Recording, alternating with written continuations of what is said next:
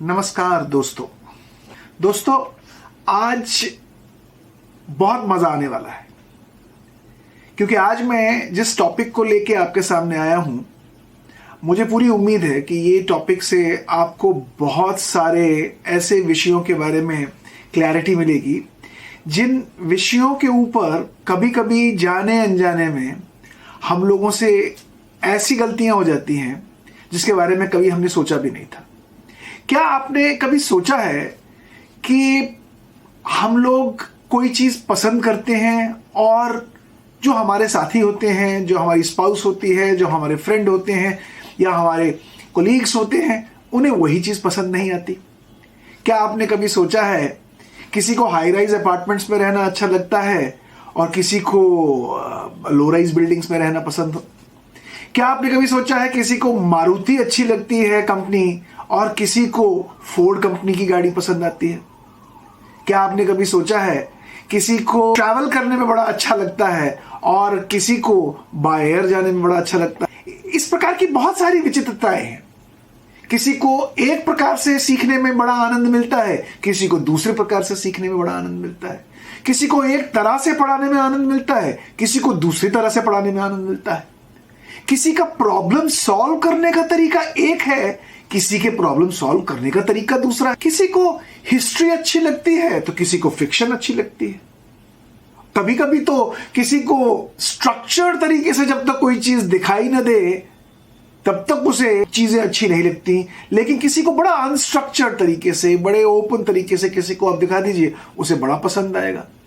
हम बाजार जाते हैं और जब तक तोल मोल कर हम सारी चीजें ना देखें तब तक हम खरीदते नहीं, लेकिन किसी और व्यक्ति को आप देखेंगे वो बिना किसी तोल मोल के जाके खरीद के आ जाता है। ऐसी विभिन्नताएं हमारी कम्युनिकेशन में भी मिलेंगी। किसी का कम्युनिकेशन करने का तरीका डिफरेंट है, किसी को मैनेज करने का तरीका डिफरेंट है, किसी को डिसीजन लेने का तरीका डिफरेंट है, और ये डिफरेंसेस आपको हर किसी के अंदर मिलेंगे।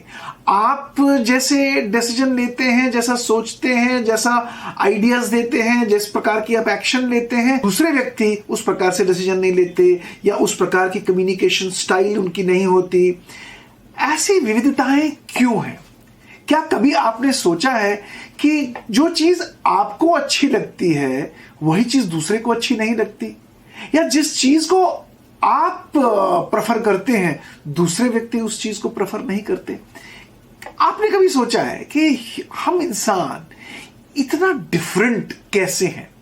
हम दिखने में सब एक हैं, लेकिन हम व्यवहार में ऐसे अलग क्यों हैं?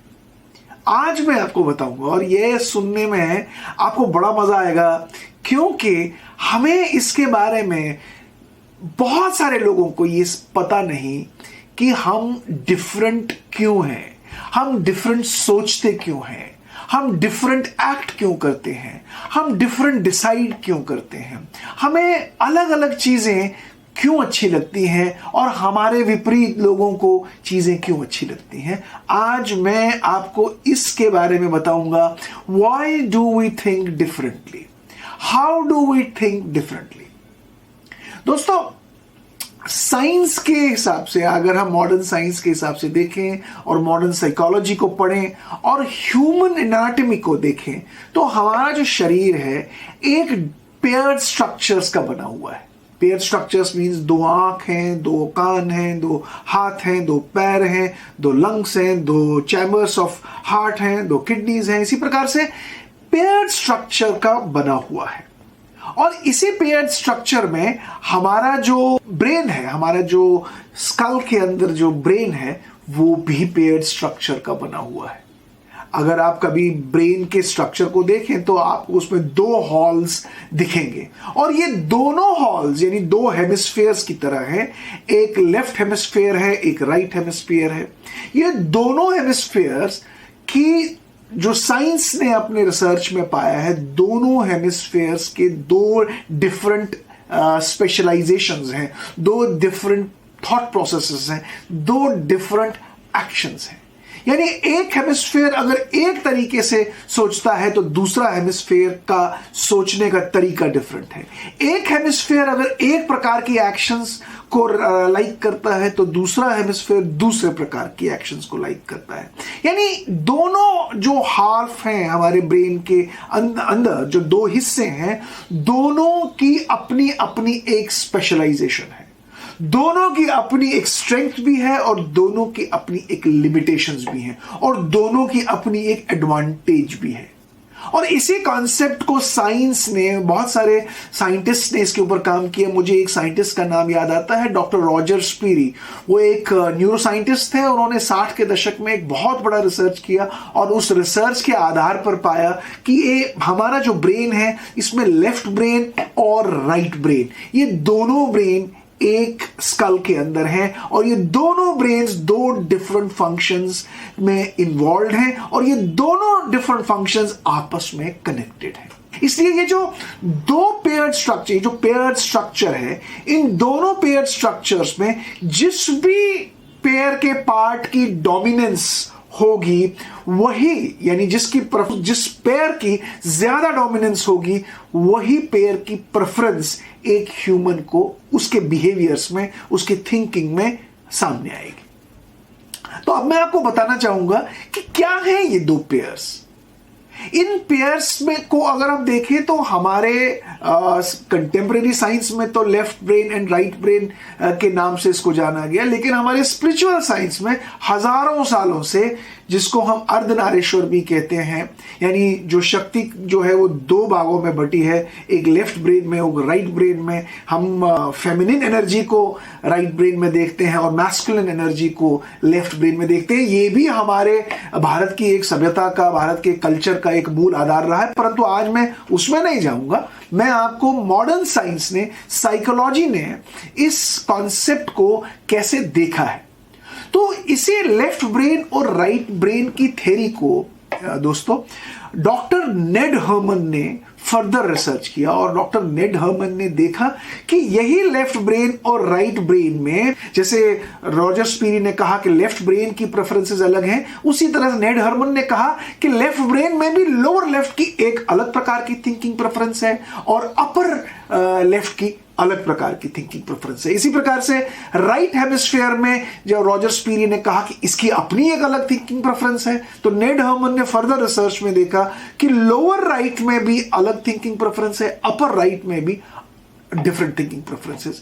और यही जो किसी भी क्वाड्रेंट में ह्यूमंस की थिंकिंग प्रेफरेंसेस जो हैं वो डोमिनेंट अगर हो तो वो उस आदमी की हायर प्रेफरेंसेस बन जाती हैं।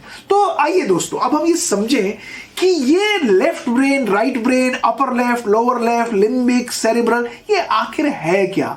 हमारे स्कल के अंदर ये ब्रेन किस प्रकार से ऑपरेट करता है और उस ऑपरेशनलाइजेशन से हमारी प्रेफरेंसेस कैसे जग जाती हैं और उन प्रेफरेंसेस से हम कैसे बिहेव करते हैं। सो दोस्तों, ये जो आप देख रहे हैं स्लाइड्स के ऊपर, ये 4 क्वाड्रेंट्स हैं और इन 4 क्वाड्रेंट्स को 4F से भी डॉक्टर नेड हर्मन ने इंट्रोड्यूस किया। ऊपर का जो अपर लेफ्ट है, ये ब्लू क्वाड्रेंट में आप देख रहे हैं, एक पोर्शन ऑफ ब्रेन जो है ये फैक्ट बेस्ड ब्रेन है, यानी इस क्वाड्रेंट ऑफ ब्रेन में जो थिंकिंग प्रोसेस है, जो प्रेफरेंसेस हैं, वो थोड़ी सी फैक्चुअल पॉइंट्स के ऊपर आधारित हैं। लेकिन इसी लेफ्ट हेमिस्फीयर के लोअर साइड में जब आप देखेंगे तो ग्रीन क्वाड्रेंट दिखाया गया है। ये ग्रीन क्वाड्रेंट का जो पोर्शन है ब्रेन का, ये थोड़ा सा फॉर्म बेस्ड ब्रेन है, यानी स्ट्रक्चर बेस्ड ब्रेन है। और इसी प्रकार से जो राइट ब्रेन में आप देख रहे हैं, अपर राइट, ये थोड़ा सा फ्यूचर ओरिएंटेड ब्रेन है और जो लोअर वाला पार्ट है वो थोड़ा सा फीलिंग बेस्ड ब्रेन है। यानी 4 तरह के फंक्शंस ये ब्रेन करता है। एक फैक्ट बेस्ड ब्रेन है जो डेटा की और की बात करता है, एक फॉर्म बेस्ड ब्रेन है जो स्ट्रक्चर की बात करता है, एक फ्यूचर बेस्ड ब्रेन है जो आइडियाज की बात करता है, जो इनोवेशन की बात करता है, और एक फीलिंग वाला ब्रेन है जो रिलेशनशिप्स की बात करता है, जो एम्पैथी की बात करता है। तो ये 4 तरह की प्रेफरेंसेस ह्यूमन ब्रेन्स के अंदर हैं और जब हम पैदा होते हैं हम इनमें से किसी भी क्वाड्रेंट में हल्के फुल्के हमारी प्रेफरेंसेस होती हैं। जो साइंस कहता है कि वी आर बॉर्न विद 20% ऑफ प्रेफरेंसेस, 80% ऑफ preferences are nurtured as we grow in the life. So let us understand ये लेफ्ट क्वाड्रेंट का ब्रेन आखिर है क्या, जो upper left quadrant fact based brain जिसकी बात मैंने की। फैक्ट बेस्ड ब्रेन होता क्या है? People, those who have higher preference in this quadrant of brain, they are the people, वो ऐसे लोग हैं उन्हें जब तक इंफॉर्मेशन डेटा के रूप में या किसी मैथमेटिक्स के रूप में या किसी क्वांटिफिकेशन के रूप में या किसी लॉजिक के रूप में या किसी थ्योरी के रूप में जब तक उनके सामने न हो तब तक उन्हें कोई चीज कन्विंस नहीं कर पाती। यानी जब तक आप उन्हें कोई एनालिसिस नहीं दिखाओगे, डेटा नहीं दिखाओगे, इंफॉर्मेशन नहीं दोगे, जब तक आप उनको इस तरीके से कोई चीज नहीं दिखाओगे वो कन्विंस नहीं होते। यानी उनका जो तरीका है किसी चीज को आंकने का, किसी चीज को एनालाइज करने का, वो डेटा के ऊपर है, वो नंबर्स के ऊपर है, वो फैक्ट्स के ऊपर है, वो फैक्ट ड्रिवन थिंकिंग प्रेफरेंस वाला क्वाड्रेंट है। जो ग्रीन क्वाड्रेंट है, जो लोअर लेवल का लेफ्ट साइड का क्वाड्रेंट है, जिसको हम फॉर्म बेस्ड ब्रेन भी कहते हैं, दोस्तों ये वो क्वाड्रेंट है जिस क्वाड्रेंट में एक व्यक्ति की जो प्रेफरेंसेस हैं वो स्ट्रक्चर पे होती हैं। यानी वो कोई भी ऐसा काम नहीं करते जो प्रूवन नहीं हो, जिसके स्टैंडर्ड्स नहीं बने हो, जिसमें कोई कंफर्मेशन पहले नहीं की गई हो। बहुत बार आपने देखा होगा लेफ्ट ब्रेन वाले लोग जो टिपिकल ग्रीन क्वाड्रेंट में है, वो जब तक उसकी वारंटी नहीं देखेंगे, जब तक उसकी गारंटी नहीं देखेंगे, जब तक 4 लोगों ने उसकी रिकमेंडेशंस नहीं दी होंगी, जब तक कोई लैब की रिपोर्ट वो किसी चीज के साथ नहीं देखते, वो विश्वास नहीं करते और वो कंफर्म नहीं करते उस चीज को बाय करने के लिए। तो उनके लिए स्टैंडर्ड्स बड़े इंपॉर्टेंट हैं। लेकिन जो अपर लेफ्ट मैंने कहा वो डेटा पे जाते हैं, वो एनालिसिस पे जाते हैं, वो कंपैरिजंस पे जाते हैं। बाजार जाएंगे खरीदने के लिए तो कंपेयर करेंगे, प्राइसेस को कंपेयर करना शुरू कर देंगे। लेकिन जो लोअर लेफ्ट वाले होंगे वो प्राइसेस कंपेयर नहीं करेंगे, वो स्टैंडर्ड्स कंपेयर करेंगे। उनके लिए standard, confirmation, quality is more important. So this is a slight difference in terms of preferences that we see in the left brain, but largely the left brain is more analytical, comparative, a brain of standards, a brain of confirmation, a brain of security, a brain of more logic is what the left brain is considered. जो हमारा right brain है और right brain का upper या lower red अगर हम देखें, जो लोअर रेड ब्रेन है, it's more about feeling, it's more about empathy, it's more about relationship, it's more about warmth, it's more about camaraderie, it's more about going together, it's more about working in teams. So ये जो preference है इस brain की, ये preference ज़्यादातर लोगों को relationships maintain करने में ज़्यादा अच्छा लगता है। अगर आपका प्राइस हाई भी हो, लेकिन आप देखेंगे जो हाई रेड क्वाड्रेंट के लोग होंगे, जिनकी प्रेफरेंसेस हाई रेड में होंगी, उनके लिए प्राइस मैटर नहीं करता, उनके लिए पर्सन मैटर करता है, कौन उसे बेच रहा है। अगर वो पर्सन उन्हें पसंद आ गया तो वो उस चीज को खरीद लेंगे इरेस्पेक्टिव ऑफ वेदर उसका प्राइस ज्यादा है या कम है, क्योंकि they want to be liked और they like people, they like relationship, they don't want to break the relationship with the people. इसी तरह से जो अपर राइट है, upper left is more about creativity, upper left is more about innovation, upper left is more about ideation. इन लोगों को variety बड़ी पसंद है। अगर इन्हें आप एक ही एनवायरनमेंट में बहुत देर तक रखेंगे तो ये बड़े स्टैग्नेटेड फील करते हैं। इन्हें निरंतर नई नई चीजें एक्सपीरियंस और अनुभव करने का बड़ा आनंद आता है। So people of the right brain are largely very warm, very cordial, very innovative, very creative, very artistic, and people of the left brain are largely more structured, systematic, process oriented, logical, mathematical. So this is how the left brain and the right brain differs. And we also have a limbic and the cerebral brain. So limbic में आपका people may have preferences lying in the green and the red, and cerebral में people may have preferences lying in green and blue and yellow.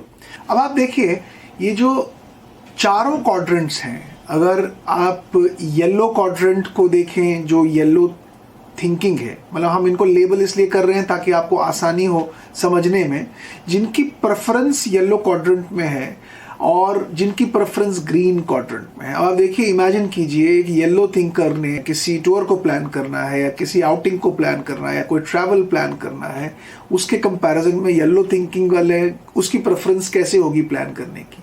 Most of the time जैसे कभी लोग कहते हैं चलो Sunday को हम घूमने के लिए चले जाते हैं, और जो टिपिकल येलो वाले होते हैं अंटिल संडे मॉर्निंग तक कोई प्लान नहीं होता, वो संडे को कहते हैं चलो गाड़ी में बैठो घूमने के लिए निकल जाते हैं।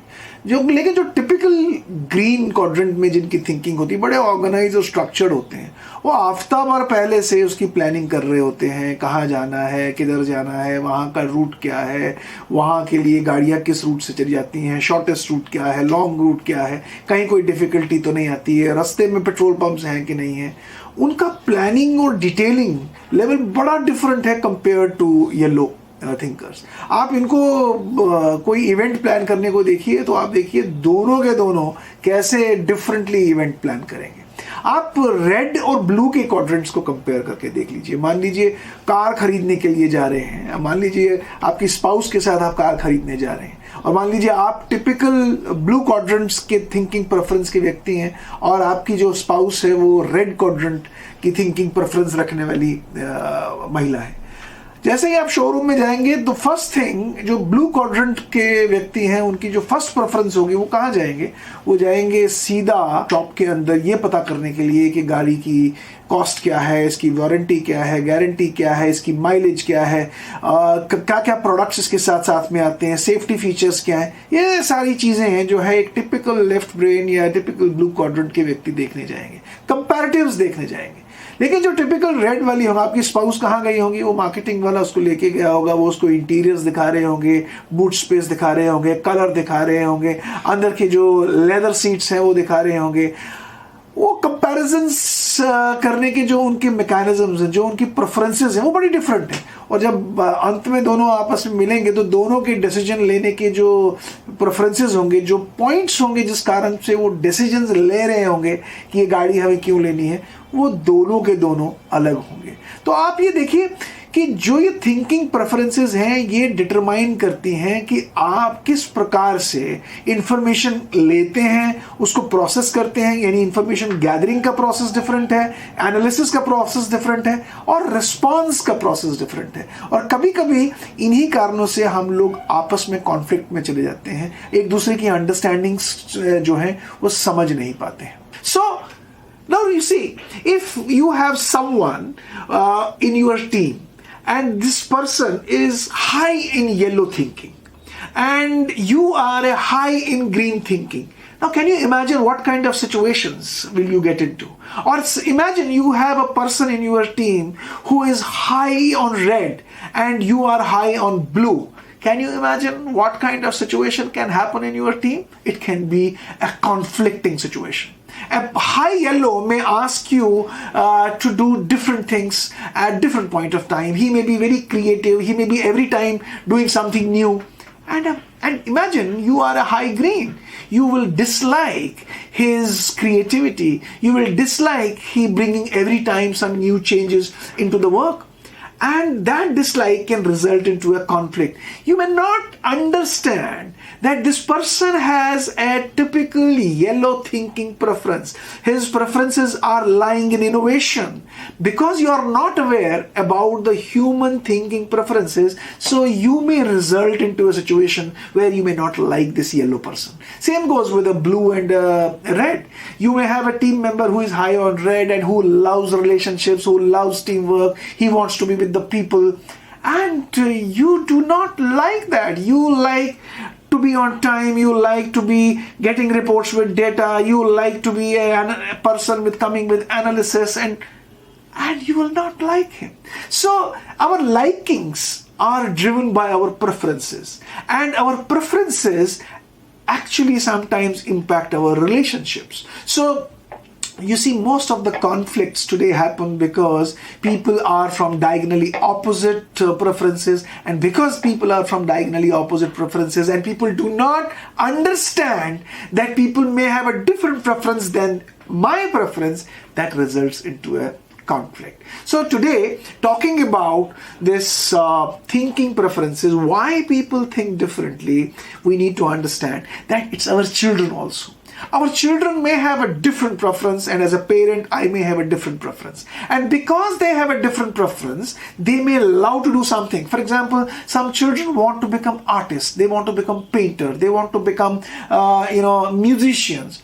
And their preferences are lying in high yellow. But parents, sometimes they are in high green and high blue, because parents are always conformists. So because they are conformists, they would want his or their children to also follow them. So they may pressurize him to leave what he is preferring without realizing that that was his or her preference. And that can happen vice versa. And when you force your children, or when you force someone to leave and abandon their preferences, you are actually short-circuiting their competence, which could have grown out of that preference. Because remember, if a preference is pursued by the children, it can develop as a competence. And if it is developed as a competence, a person can develop his or her career in that. So guys, so friends, so मेरे दोस्तों, ये thinking preference अगर आप समझ जाएं तो आपके और आपके दोस्तों के बीच में, आपके स्पाउस के बीच में, आपके फ्रेंड्स के बीच में, आपके ओपोनेंट्स के बीच में कभी कॉन्फ्लिक्ट नहीं आएगा, बिकॉज आप ये समझना शुरू करोगे कि दूसरा आदमी डिफरेंट क्यों सोच रहा है. आप अपनी अवेयरनेस में इतने आगे निकल जाओगे, आपको यह समझ में आ जाएगा कि मैं कैसे सोचता हूं, आपको यह भी समझ में आएगा दूसरे कैसे सोचते हैं, आपको यह भी समझ में आएगा दूसरा आपकी सोच के साथ कैसे अलाइन किया जा सकता है by respecting their preferences and then moving ahead. So दोस्तों, मुझे उम्मीद है कि ये जो आज हमने टॉपिक टच किया है, ये आपके आने वाले दिनों में आपको हेल्प करेगा, आपकी रिलेशनशिप्स को बढ़ाने में, आपकी प्रेजेंटेशंस को ठीक करने में, आपके प्रोजेक्ट के ऊपर जब आप काम करेंगे उसके ऊपर काम करने में. क्योंकि थिंकिंग प्रेफरेंसेस के साथ अगर आप अपने आप को अलाइन करेंगे तो आप हमेशा एक डाइवर्स व्यू पॉइंट लेके चलेंगे. आप देखिए, कभी कभी आप प्रेजेंटेशंस देना चाहते हैं और there is a huge audience, you don't know who has got what type of preferences. लेकिन अगर आपकी प्रेजेंटेशंस में थोड़े एलिमेंट्स ब्लू के हों, थोड़े एलिमेंट्स ग्रीन के हों, थोड़े एलिमेंट्स रेड के हों, थोड़े एलिमेंट्स येलो के हों, तो आपकी प्रेजेंटेशन बड़ी पावर पैक्ड प्रेजेंटेशन बनेगी and everyone will like it and you will become a star presenter of your group. So to build relationships, to build your good presentations, to build network, to make sure you become successful in your life, understand the diversity of thinking, understand different preferences people have, and understand that if we are able to understand other people's preference and are able to step out of our own preferences and then work with those preferences, you can become a successful leader in times to come. ये जो cognitive diversity है, ये building blocks हैं organization के लिए. क्योंकि एक अच्छी संस्था बनने के लिए आपको विभिन्न प्रकार की thinking preferences चाहिए. हमें हमेशा लगता है कि हमारे जैसे सोचने वाले लोग ही हमारे साथ रहें, लेकिन एक बात बताऊं आपको दोस्तों, हमारे जैसे सोचने वाले ही लोग अगर केवल हमारे साथ रहें तो हम बहुत सारी चीज़ों को मिस करना शुरू कर देंगे. हम बहुत अच्छा और इफेक्टिव ऑर्गेनाइजेशन कभी नहीं बना पाएंगे. इसलिए जो थिंकिंग डाइवर्सिटी है, हर क्वाड्रेंट के लोगों को हमें अपने साथ लेके चलना चाहिए, तभी एक अच्छा ऑर्गेनाइजेशन बन सकता है. इंडिविजुअल लेवल पर, पेयर लेवल पर, टीम लेवल पर और ऑर्गेनाइजेशन लेवल पर ऑर्गेनाइजेशनल थिंकिंग की डाइवर्सिटी बहुत बड़ी स्ट्रेंथ होती है. So let me also tell you, the preferences that I am talking about today has a significant impact on the learning styles.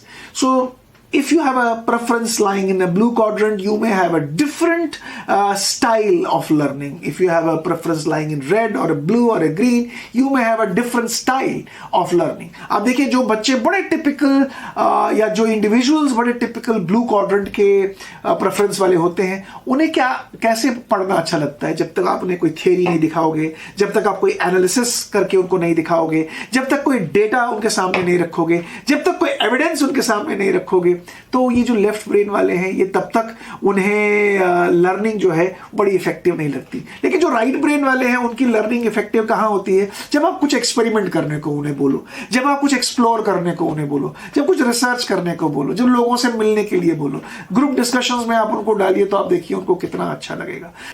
Inclusive learning बहुत important है, क्योंकि जब आप डाइवर्सिटी को समझते हैं और जब आप समझेंगे कि आपकी क्लास में विभिन्न प्रकार के लर्नर्स हैं, तो आप अपने टीचिंग मेथड्स को बहुत इंक्लूसिव बनाएंगे। और इंक्लूसिव टीचिंग मेथड्स को बनाने से क्या होगा कि आपके सारे जो स्टूडेंट्स हैं, वो आपको आपके कंटेंट को, आपकी टीचिंग मेथड को, आपके डिलीवरी को और उनकी लर्निंग इफेक्टिवनेस को पसंद करें। इसलिए ये दोस्तों, मैं आपको बताना चाहूंगा कि जो डिफरेंट थिंकिंग प्रेफरेंसेस है, हर प्रेफरेंस का अपना एक कैरियर ऑप्शन भी है। दुनिया भर की जो रिसर्चेस की गई हैं, उसमें पाया गया है डिफरेंट थिंकिंग प्रेफरेंसेस की जो एबिलिटीज़ हैं, जो उनकी कॉम्पिटेंसीज हैं, वो डिफरेंट प्रोफेशंस के अंदर बहुत अच्छी तरीके से आंकी गई हैं। जो इस स्लाइड में आप देख पा रहे होंगे कि जो डिफरेंट थिंकिंग प्रेफरेंसेस हैं, उनके प्रोफाइल्स भी बड़े डिफरेंट तरीके के जॉब्स के लिए सूटेबल रहते हैं। और बहुत सारी कंपनीज भी, बहुत सारी ऑर्गेनाइजेशंस भी हायरिंग जब रिक्रूटमेंट करती हैं, वो प्रेफरेंसेस को असेस करके इंडिविजुअल्स की फिटमेंट देखती हैं कि उनकी प्रेफरेंसेस कहाँ लाई करती हैं, और उसी आधार पर उन्हें उस प्रकार के जॉब के अंदर फिट करती हैं। और क्योंकि उन्हें मालूम है कि अगर प्रेफरेंसेस के आधार पर हम लोगों ने किसी की रिक्रूटमेंट की, सिलेक्शन की, तो वो उस रोल में ज़्यादा सक्सेसफुल हो सकता है। तो इसलिए दोस्तों, मुझे उम्मीद है कि आज वाला जो टॉपिक था, ये थोड़ा मज़ेदार भी इसलिए है क्योंकि ये थोड़ा डिफरेंट है, और ये आपको डिफरेंट इंसाइट्स भी देता है, और ये आपको आने वाले दिनों में आप अपने रिश्तों को, अपने रिलेशनशिप को, अपनी टीम्स को, अपने ग्रुप्स को, अपने ऑर्गेनाइजेशन को और अपने काम को कैसे इफेक्टिव बना सकते हैं by understanding your preferences and also understanding others preferences, and then your ability to step out of your preference and work with other preferences and become the successful and an effective leader. Thank you.